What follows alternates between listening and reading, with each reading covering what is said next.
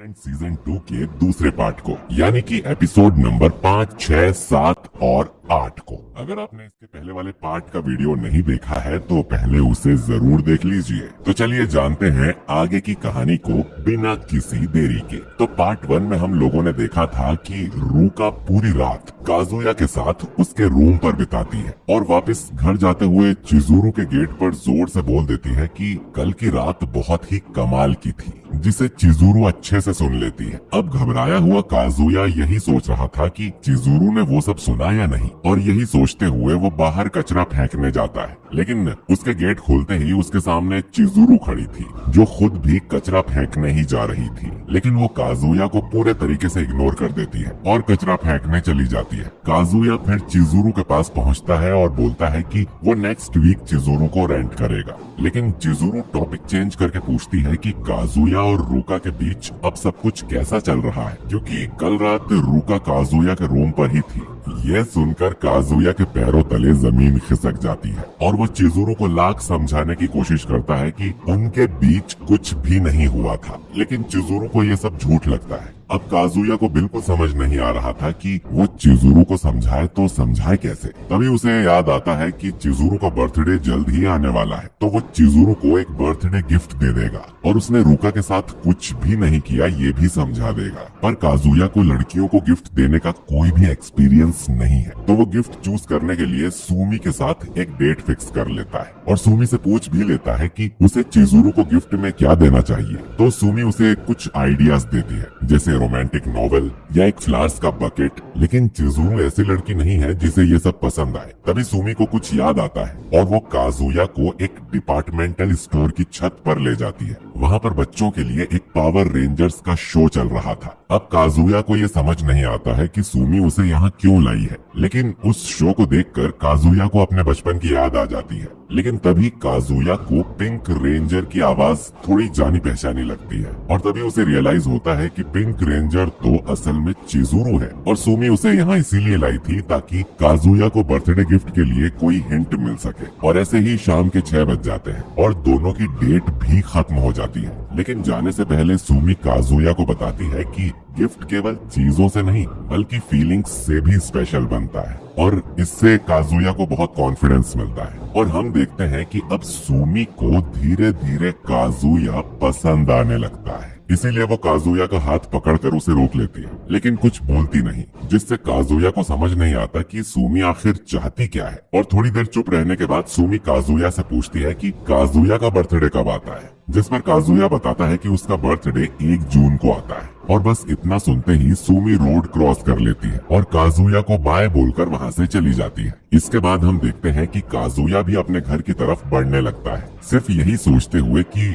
वो चिजुरू को बर्थडे के लिए क्या गिफ्ट देगा। फिर हम देखते हैं चिजुरू को, जो कि काम खत्म करके अपने घर वापस आती है। घर पहुंचकर वो शावर लेती है और खुली हवा खाने बालकनी में आती है। वहाँ पर वो देखती है कि काजुया ने उसकी बालकनी में एक गिफ्ट रख दिया है, जिसके साथ एक लेटर भी है। चिजुरू उस लेटर को पढ़ लेती है, जिसमें लिखा था कि चिजुरू अपने एक्टिंग करियर के लिए बहुत मेहनत करती है, इसीलिए काजुया जितनी हो सके उतनी मदद करना चाहता है। और वो अपने गिफ्ट में सॉल्टेड बेरीज यानी अचार देता है, जो कि बर्थडे गिफ्ट के लिए थोड़ा अजीब है, लेकिन सॉल्टेड बेरीज गुड लक का सिंबल होता है। काजुया ने लेटर के एंड में स्पेशली ये भी लिखा था कि उसने रूका के साथ कुछ भी नहीं किया। अब बर्थडे का पहला गिफ्ट काजुया से रिसीव करने के बाद चिजुरू मन ही मन खुश हो जाती है। अगले दिन काजुया चिजुरू की बालकनी में झांकने की कोशिश करता है, ये देखने के लिए कि चिजुरू ने अभी तक गिफ्ट खोल के देखा या नहीं। तभी बालकनी में चिजुरू आ जाती है। काजुया नॉर्मल एक्ट की कोशिश करता है,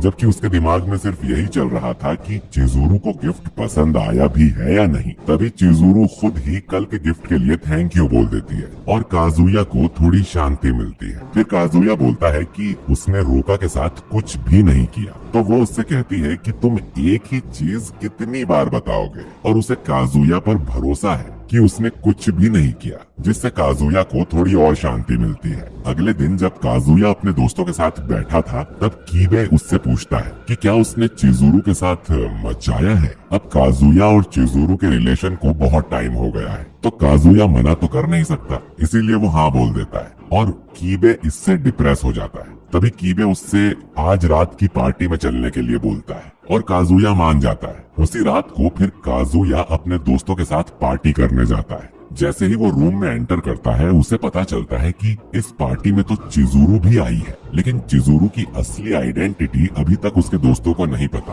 पर काजुया और चिजुरू एक दूसरे को पहचान लेते हैं और ऑकवर्ड हो जाते हैं, लेकिन उन्हें नॉर्मली एक्ट करना होगा वरना सभी को शक हो जाएगा। एक्चुअली चिजुरू को नहीं पता था कि इस पार्टी में लड़के भी आने वाले हैं। वो तो चिजुरू की दोस्त ने एक सरप्राइज पार्टी रखी थी। ऊपर से अब चिजुरू 20 साल की भी हो गई है, मतलब अब वो लीगली ड्रिंक कर सकती है। पार्टी में सारे लोग मजे करने लगते हैं, लेकिन चिजुरू कुछ खास बोलती नहीं है, जिससे सभी लोग चिजुरू की तरफ ज्यादा ध्यान देने लगते हैं। यहाँ तक कि चिजुरू की दोस्त उसके चश्मे को भी उतार देती है। लेकिन अब तक सभी ने काफी ड्रिंक्स पी ली थी, तो कोई भी चिजुरू को पहचान नहीं पाता है। फिर वो लोग टाकेनोको नाम का एक गेम खेलने लगते हैं, जिसमें हारने वाले को बियर का पूरा जंबो ग्लास एक ही बार में खत्म करना होता है। जिस गेम की शुरुआत में ही चिजुरू आउट हो जाती है। अब उसे बियर का पूरा ग्लास एक ही बार में खत्म करना होगा, लेकिन चिजुरू सभी का मजा खराब नहीं करना चाहती थी, इसीलिए वो एक ही बार में पूरा ग्लास खत्म कर देती है। ये देखकर काजुया को चिंता होने लगती है कि अगर ऐसा ही चलता रहा और चिजुरू ने ज्यादा पी ली तो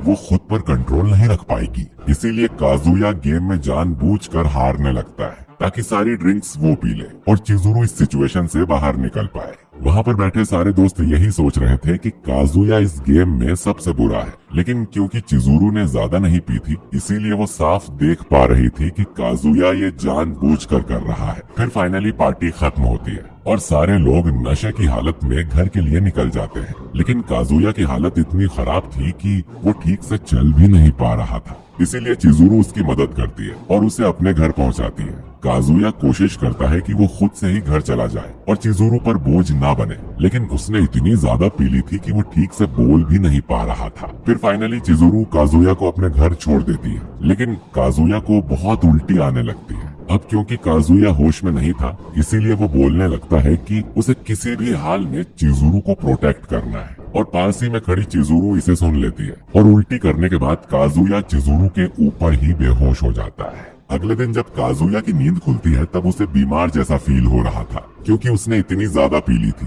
ऊपर से उसे याद भी नहीं कि पार्टी के बाद आखिर हुआ क्या था। तभी उसे याद आने लगता है कि चिजुरू कल उसके घर पे ही थी, पर इसके आगे क्या हुआ उसे कुछ याद नहीं है। जब काजुया अपना फोन चेक करता है तब उसे एक ग्रुप इनविटेशन मिलता है, और इस ग्रुप में वही सारे लोग हैं जो कल पार्टी में थे। और कमाल की बात तो ये है कि इस ग्रुप में चिजुरू भी ऐड है। इसका मतलब कि चिजुरू का पर्सनल फोन नंबर। अब तक काजुया चिजुरू को सिर्फ रेंटल ऐप के जरिए ही कांटेक्ट करता था, लेकिन काजुया चिजुरू को ऐड करने की हिम्मत नहीं जुटा पाता था कि कहीं चिजुरू उसे चिपकू ना समझने लगे। अगले दिन जब काजुया काम पर जाता है तब वहाँ पर रूका काजुया से पूछती है कि क्या अब काजुया वो करने के लिए तैयार है जो कि वो लोग नहीं कर पाए थे, जिस पर काजुया उसे साफ मना कर देता है। तभी वहाँ पर एक कस्टमर आ जाती है जो कि कोई और नहीं बल्कि मामी होती है, जिसे देख काजुया के होश उड़ जाते हैं। मामी वहाँ पर अपने कॉलेज प्रोजेक्ट को कंप्लीट करने आई थी, क्योंकि वो घर पर फोकस नहीं कर पा रही थी। अब काजुया और मामी को इतनी कैजुअली बात करते देख रूका को शक हो जाता है और रूका उनकी बातें सुनने लगती है। मामी जो कि रूका के बारे में नहीं जानती थी,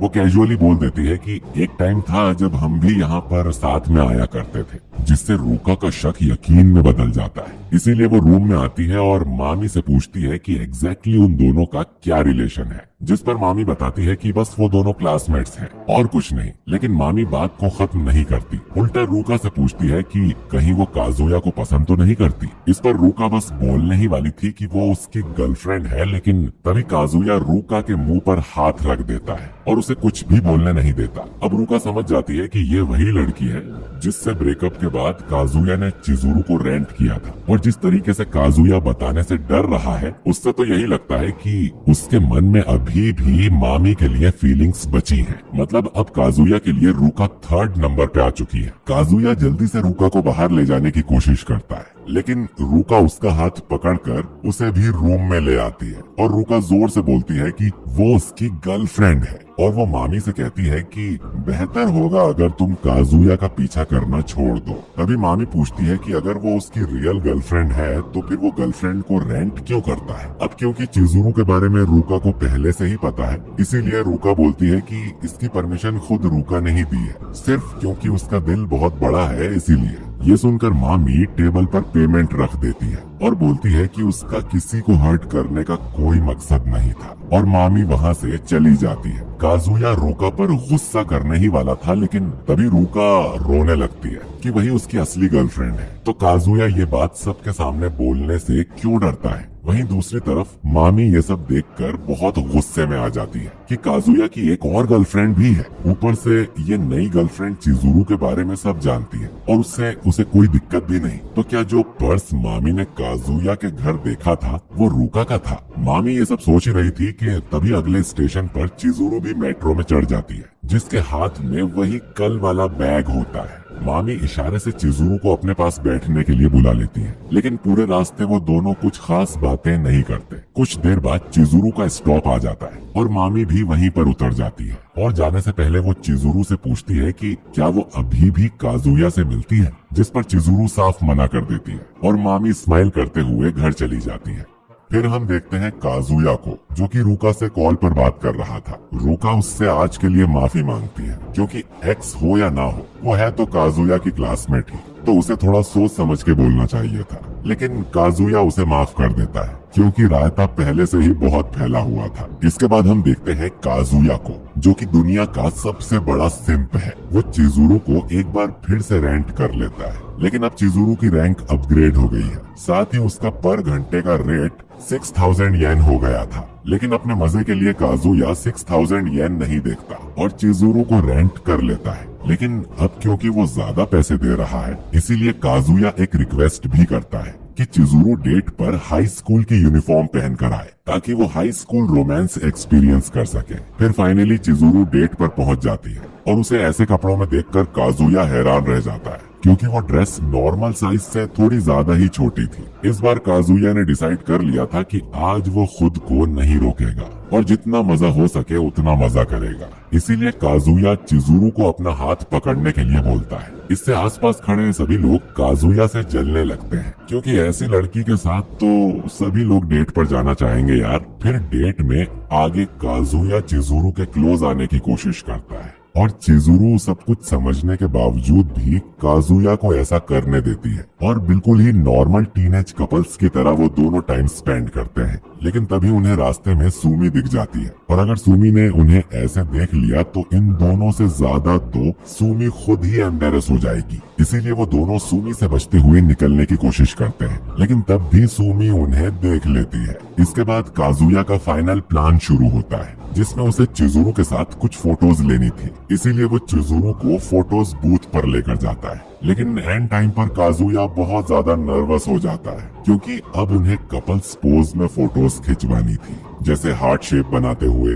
हाथ पकड़ते हुए, गले मिलते हुए और फाइनली किस करते हुए। और ये देखते ही देखते दोनों बहुत ऑकवर्ड फील करने लगते हैं। अब काजुया के मन में बहुत लड्डू फूटने लगते हैं, लेकिन तभी चिजुरू हैंड साइन से किस करने को बोलती है, और इस फोटो के साथ दोनों ऑकवर्ड सिचुएशन से बाहर निकल जाते हैं। अब काजुया को बस इंतजार था कि कब फोटोज मशीन से बाहर आएंगी, क्योंकि ये फोटोज ही उनकी इस डेट का सबूत है। और काजुया के पास चिजुरू की कोई फोटो नहीं थी, लेकिन तभी वहाँ पर चिजुरू की जूनियर्स आ जाती हैं, और चिजुरू ने स्कूल कंप्लीट करने के बाद भी स्कूल यूनिफॉर्म पहनी हुई थी, जो कि अपने जूनियर्स के सामने एक एम्बैरेसिंग मोमेंट होगा। इसीलिए चिजुरू काजुया का हाथ पकड़कर वहाँ से भागने लगती है, लेकिन अभी तक मशीन से काजुया की फोटोज तो निकली ही नहीं थी, जिससे काजुया खून के आंसू रोने लगता है। और काजुया की ऐसी हालत देखकर चिजुरू उसे फेरी व्हील पर चलने को बोलती है, जिससे काजुया को रिलीफ मिलता है। फेरी पर चढ़ने से पहले उन दोनों की एक कपल फोटो ली जाती है। फिर वो दोनों फेरी में बैठ जाते हैं, लेकिन काजुया अपने सामने इतनी सुंदर लड़की को देखकर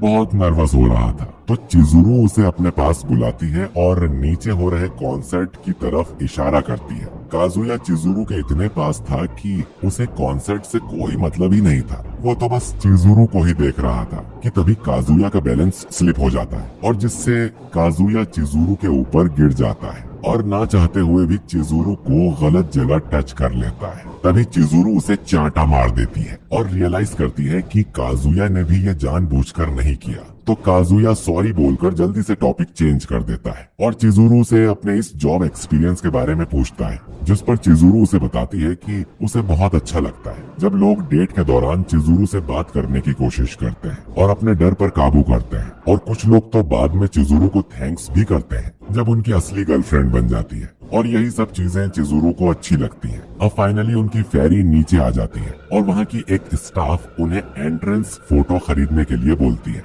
वो भी 1000 येन में, जो कि एक फोटो के लिए बहुत ज्यादा है। इसीलिए चिजुरू उन्हें मना करने ही वाली थी कि तभी काजुया जोर से बोलता है कि उसे ये फोटो किसी भी कीमत पर खरीदनी है और उस फोटो को खरीदकर काजुया का सपना पूरा हो जाता है। और इसी के साथ चिजुरू का टाइम भी खत्म हो जाता है। घर जाते हुए चिजुरू काजुया को बताती है कि उसकी स्टेज परफॉर्मेंस के दिन किसी और प्रोड्यूसर की नजर चिजुरू पर पड़ गई थी, इसीलिए चिजुरू अभी उसके गाइडेंस में एक्टिंग सीख रही है। अब ये सुनकर काजुया बहुत खुश हो जाता है और चिजुरू से प्रॉमिस भी कर देता है कि काजुया उसका अगला शो देखने जरूर आएगा। और एपिसोड नंबर 8 यहीं पर खत्म हो जाता है। तो दोस्तों, आपको आज का ये वीडियो कैसा लगा कमेंट करके जरूर बताइए और जानने के लिए कि